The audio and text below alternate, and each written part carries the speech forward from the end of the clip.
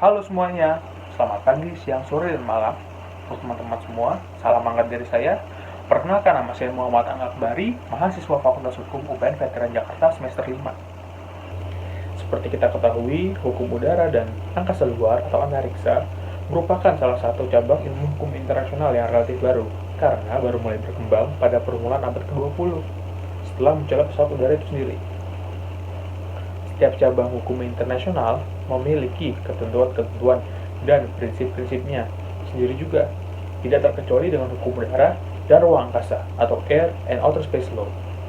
Kedua cabang hukum itu masing-masing merupakan suatu sistem hukum yang independen.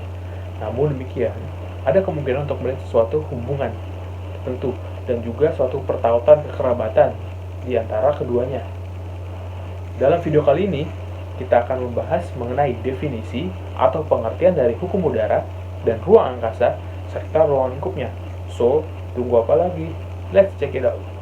Yang pertama, mari kita bahas mengenai definisi hukum udara dan ruang angkasa. Dalam membahas hukum udara dan ruang angkasa, kita terlebih dahulu harus memahami dua istilah yang sering dipakai dalam bahas kedua hal tersebut. Kedua istilah itu ialah hukum udara atau air dan ruang angkasa atau space.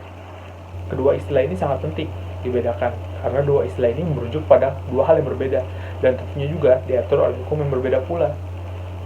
Ruang angkasa diatur oleh hukum ruang angkasa atau space law dan ruang udara diatur oleh hukum udara atau air law.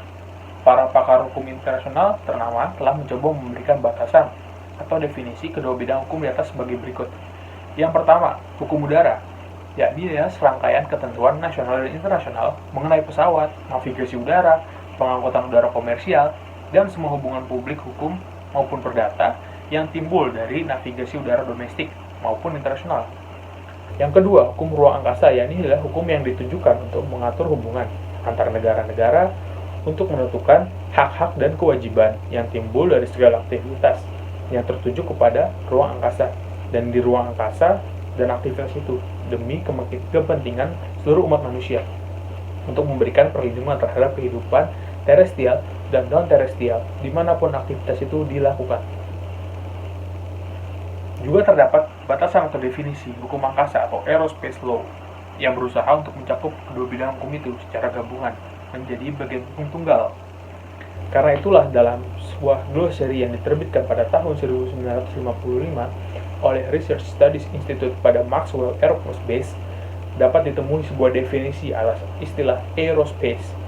Istilah tersebut didukung oleh mereka yang berkeyakinan bahwa hukum udara dan ruang angkasa harus disatukan dalam suatu cabang hukum tunggal, karena kedua bidang tersebut mewakili bidang hukum yang secara langsung maupun tidak langsung berlaku pada penerbangan-penerbangan yang dilakukan manusia.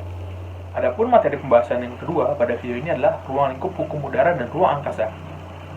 Mari kita mulai dengan bahas ruang lingkup pada hukum udara.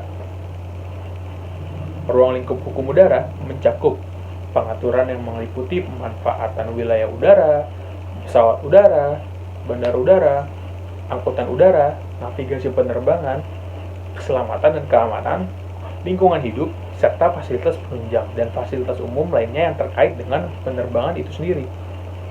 Adapun ruang lingkup hukum ruang angkasa diantaranya, yang pertama, ada sifat dan luas wilayah ruang angkasa di mana hukum angkasa itu diberlakukan.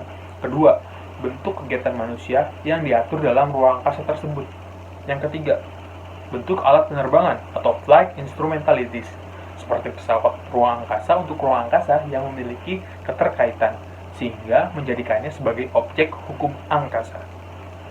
Demikian video pembahasan mengenai hukum udara dan ruang angkasa. Kurang lebihnya mohon maaf. Sampai berjumpa di video lainnya. Bye-bye.